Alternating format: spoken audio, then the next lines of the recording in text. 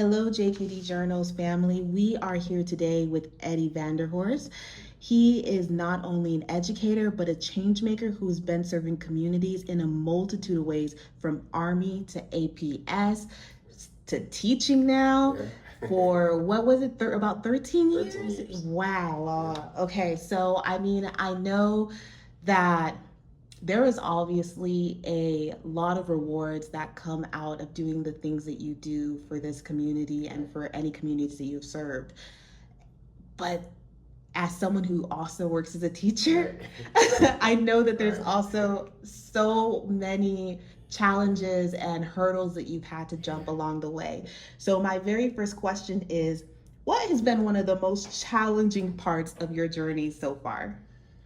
All right, so the most challenging journey so far is just to help keep kids engaged. Mm-hmm.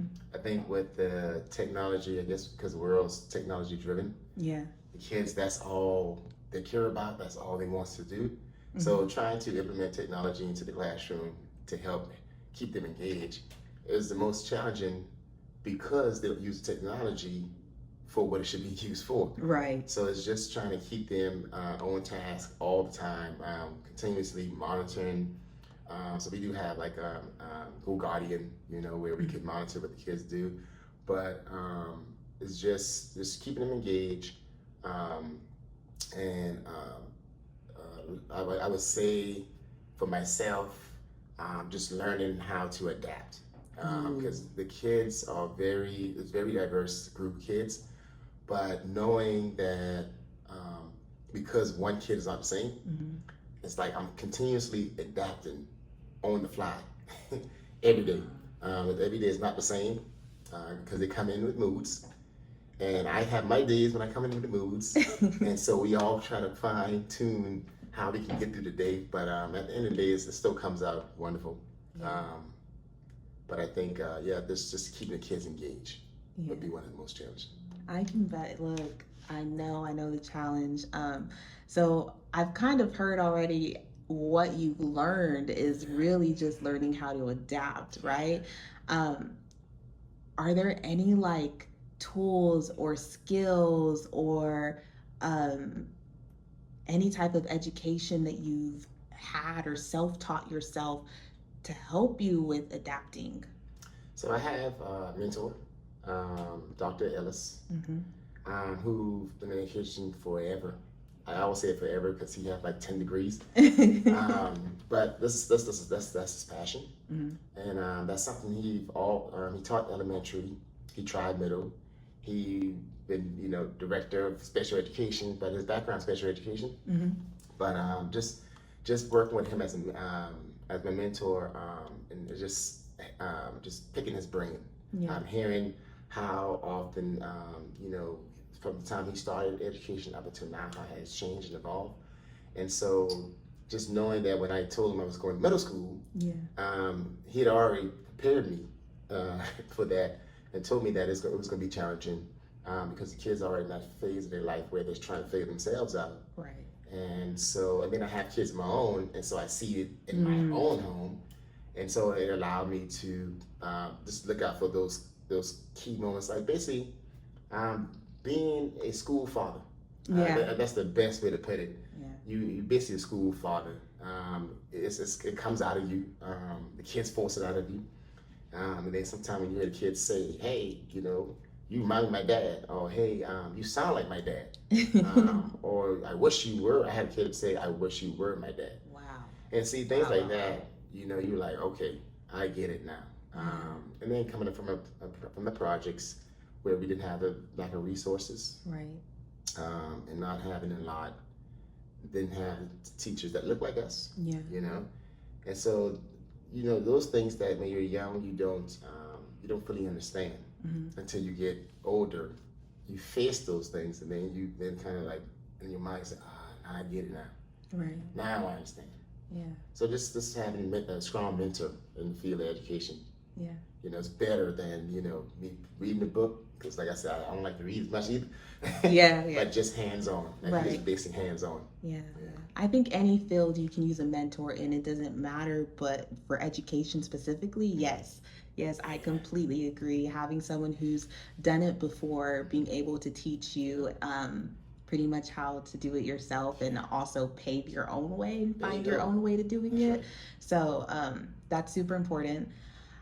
I also like hear that you utilize a lot of your own personal experiences from being a father to just how you grew up and the way that you help these kids out. So, with having a servant's heart, because it's very clear that you have one, with having that type of heart, it sometimes can feel like a burden, and I will never say it is, but it can feel like a burden to always want to show up for people while still managing to show up for yourself and your own family. So how have you been able to find that balance, or if there's even one that exists, how have you been able to manage that? Well, burden is a great word, because I tell my wife all the time, I wish I was a person that I wish I had a button to turn off the don't care button. When you care too much, you find yourself, with feeling like you have a lot of burden. And I think in the education field, with those kids, you see yourself in those kids. You grew up kind of doing the same thing. And you have friends that did the same thing who no longer here, incarcerated. And so you don't want that for the kids. And so you constantly feel like it's your duty to remind them. It's your duty to let them know that, hey, school is important. This is why. So I give them examples, and I give them examples of myself. So some of the kids ask a lot, Mr. V, hey, did you experience this? And I'm like, yes, I have, and I give them experiences that I've endured. Because I want them to know that I was just like them. Just because I'm a teacher, I don't want to separate myself, my life, my livelihood when I was young, and feel like it's something new. So the kids ask questions and I answer it, and they'll laugh at some of my questions, because I always say, hey, I know y'all think y'all gangster, but you're not gangster. They'll laugh, and because they find it funny, because I kind of I lower the bar a little, sometimes, just to get on their level, and we have decent conversations. But I think just me not wanting them to fail. Weighs heavy, and when they do things that's not right, I kind of remind them that, hey, brother, this is what I'm saying. You keep doing this. Once you graduate high school, there's no system out here for you to guide you or talk to you or sit you down. Once you make that mistake, that is your mistake that you have to carry for the rest of your life. And I say it that way, and I talk to them that way. So then the teacher part kind of the windows, and then the parent part comes. So that's why they say you sound like my daddy.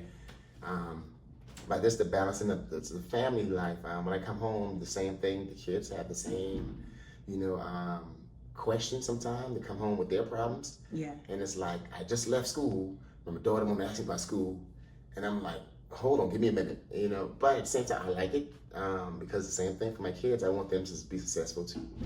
And so they know they can come to me and ask me anything, and it's challenging but fun. It's a fun challenge. It's a fun burden to have. Just to make this to feel that, hey, I might not reach all the kids, but at least I always tell them that when they get older, they're gonna do something, and they're gonna always say, man, there's a guy a long time ago who told me this, and they'll laugh. But I tell them that because I told them that even right now, I still do it. Even right now, as a grown man, I still have those voices in my head, like, okay, that's what my English teacher was saying. Now that I'm teaching and seeing the kids acting like me, I was like, that's why he told me. So I it's like it's coming full circle, being that I'm able to see almost myself, in these kids. Oh, wow! It sounds like you use a lot of the outcome, like the the idea of the outcome of knowing basically the purpose, right? Right. You use that purpose to keep you going, Right. and making sure that even though when things do feel like a burden, you're still able to show up. Right. And so that's powerful.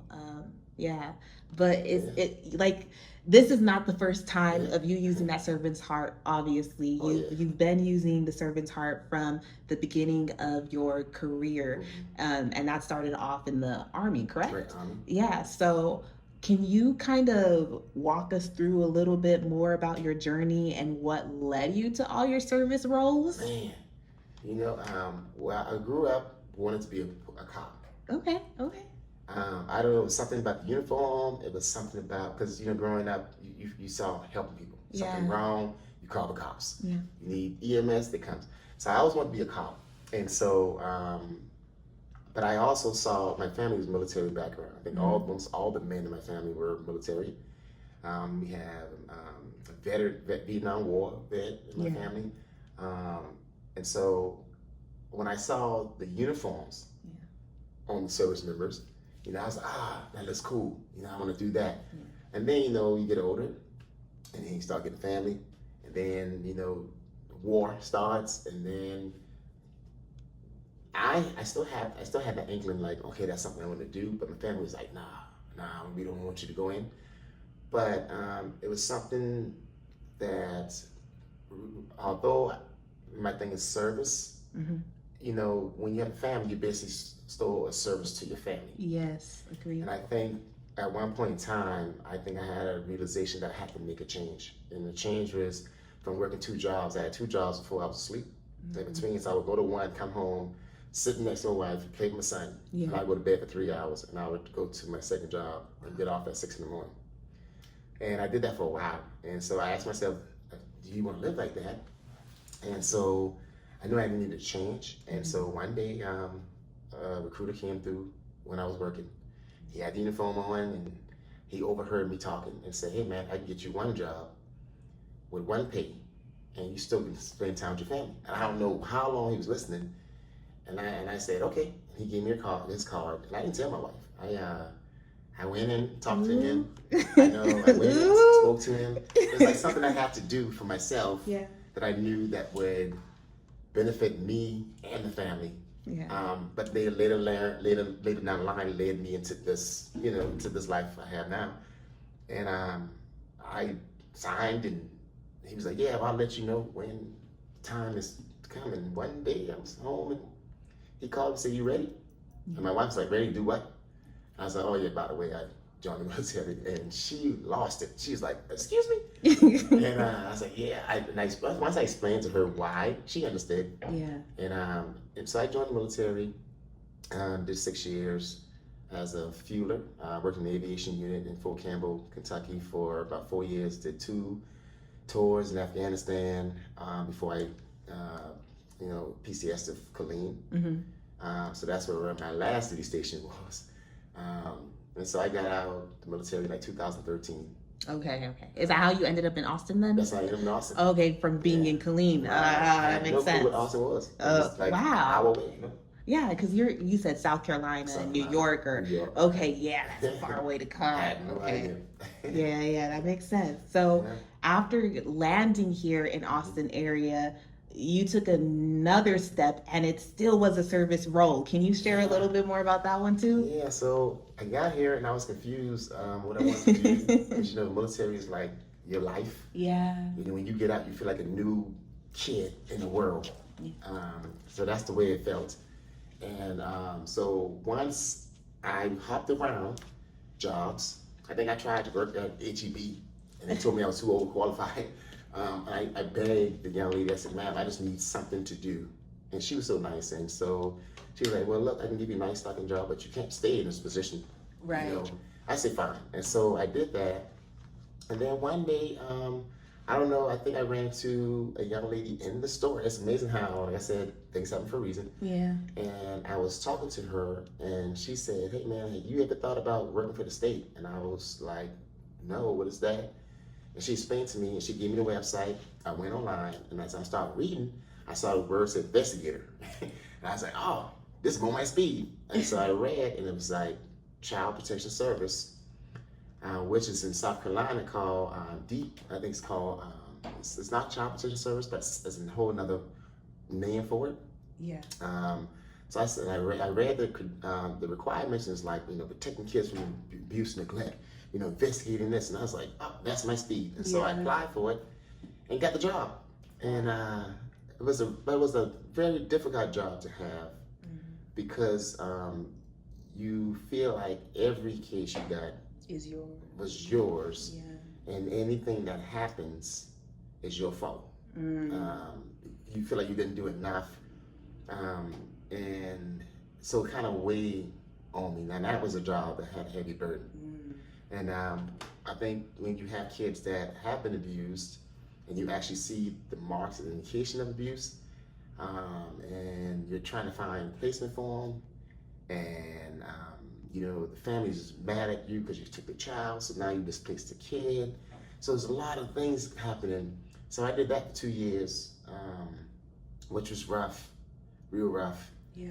And I think what led me to resign was I was trying to find a child for a while, and the parent was hiding the kid from me, and the child ended up dying on Christmas Eve.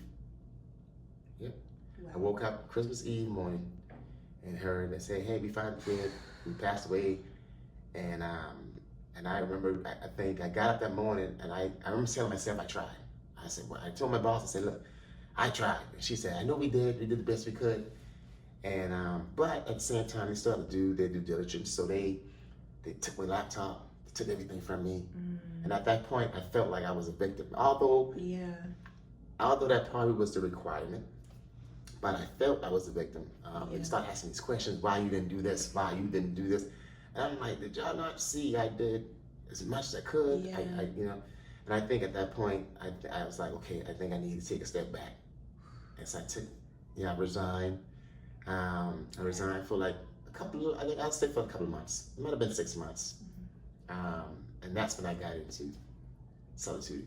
I just needed. Oh, okay. So that's what took you into, okay. Yeah. So that's where you got your little taste of teaching, right? Your taste of teaching. But you didn't go straight from substituting to teaching, right? There was a gap in between. What was that gap? Well, so the gap was, I was a pair at one point, and so with education, teachers don't get paid as much. Yeah. And at that time, I felt the pay didn't meet what my background was.